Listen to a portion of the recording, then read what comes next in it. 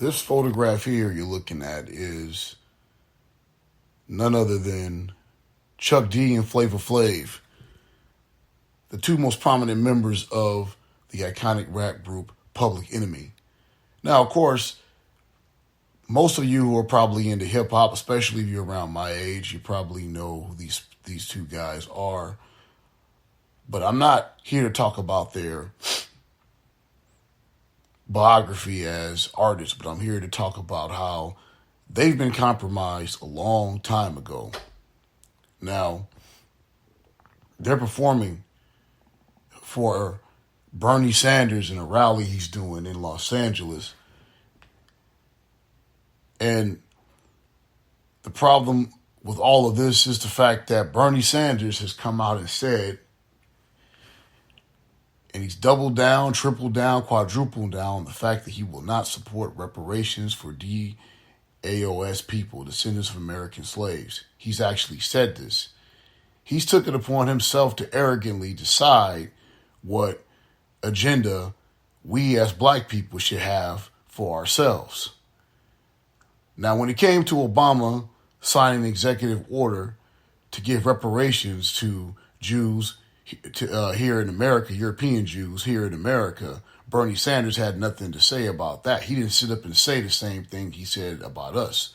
But when it comes for us trying to get justice for the most diabolical crime in the history of humanity, slavery and Jim Crow, and the prison industrial complex and all the other things that happened to black Americans, the very first thing that Bernie Sanders says is that it's too divisive.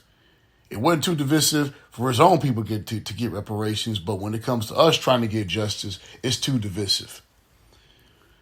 This is particularly why I am not supporting Bernie Sanders and why a lot of DOAS people are not supporting Bernie Sanders. It's because when someone who's not of our group, who sits up and decides what agenda we're going to have for ourselves when we're telling them what we want our agenda to be, tangibles, and most specifically reparations, we have to sit up and draw a line in the sand. And I'm pretty sure that Chuck D and Flav and all the other individuals in Public Enemy are very aware of this. They're aware of New Black Media. They're aware of what we want. They're aware of what we're advocating for. And the fact that they're jumping on the bandwagon and supporting Bernie Sanders tells you a lot in terms of their mindset. But we have to be honest. These guys were compromised a long time ago. There was a member of Public Enemy, a brother by the name of Professor Griff. And Professor Griff said some things that were controversial back in the late 80s. I believe around 1989, 1990, when around the time that Fear of the Black Planet came out. That was the album that really launched Public Enemy into the mainstream. They had an album before that, Bum Rush the Show, but it wasn't until they did Fear of the Black Planet that came out, I believe, in 1990, that really catapulted them into the mainstream, especially after they were in the movie Do the Right Thing, and the theme song, Fight the Power, was the theme song of the Oscar-nominated film Do the Right Thing. But Professor Griff, who actually would talk regularly, he was the Minister of Information of Public Enemy, and he would talk regularly about different things to empower black people and also history. And one of the things he talked about was the fact that the Jews control the entertainment industry. They control the record industry, they control the film industry, and they have profited for many, many years in terms off of some of the negative images and stereotypes that they've pushed about black people here in America. And Professor Griff talked about this, putting all this into context. And he also talked in the context about how many of them have been involved in starting a lot of the wars within European society, particularly World War II, which was financed by the Rothschild family, the Napoleonic Wars, which was financed by the Rothschild family. This is all documented.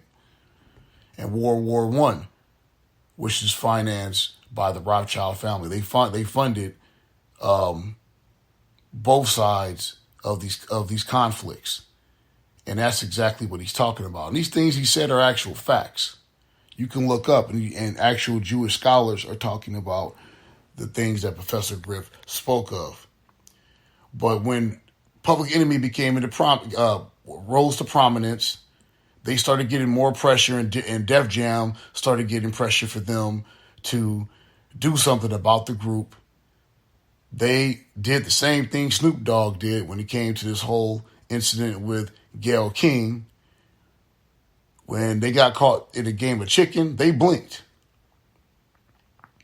People sit up and they told Public Enemy, you got a member of your group who's saying, quote, anti-Semitic remarks, unquote. What are you going to do about it? According to Griff, if you look at his interview on Vlad TV, he said that Chuck D didn't actually want him out the group. But Hank Shockley, who was the producer of Public Enemy, actually wanted him out. Flav wanted him out. Chuck didn't want him out because Chuck had a lot of history. But nonetheless, Chuck went along with it, and he chose his career. He chose the longevity of his career as an artist over his friend is what he did. And they basically, long story short, they kicked Griff out the group. They had a press conference. Griff wasn't aware of this, and they kicked him out. The only man who was telling the truth about white supremacy was actually kicked out of the group. And it makes a lot of sense because I look back at their history, and I have to say that they've been compromised for a long time now.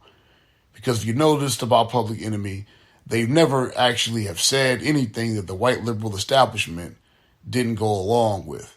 When they made the song, By the Time I Get to Arizona, although, very prolific song, although what they had to say about John McCain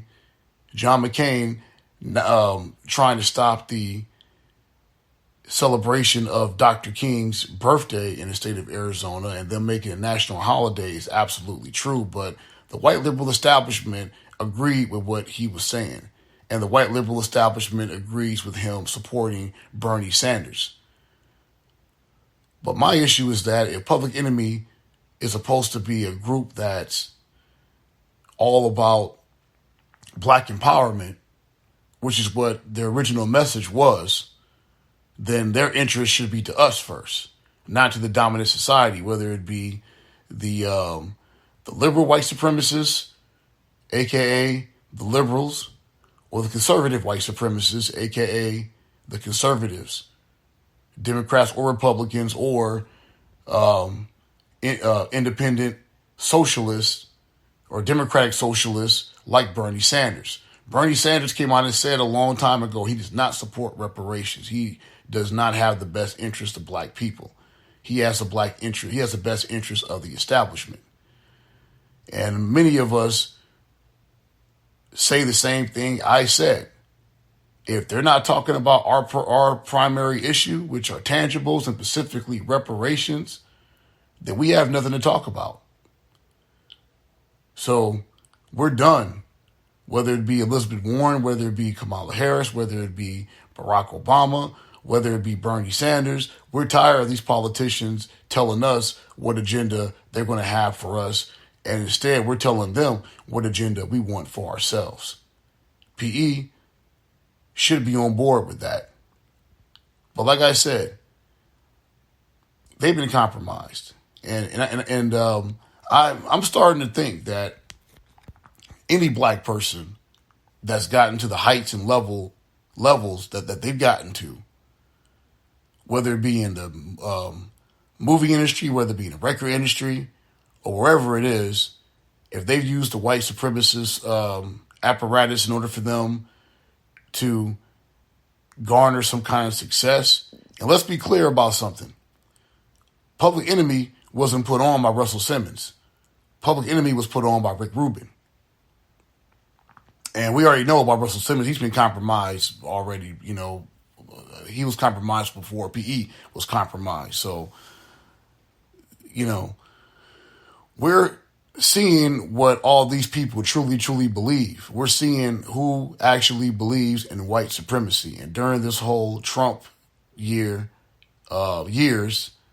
while he's been president, and I said this a long time ago, that we're going to find out during these years which black people truly, truly believe in white supremacy, because now we are sitting up and we're drawing a line in the sand, and we're basically making it clear to everyone,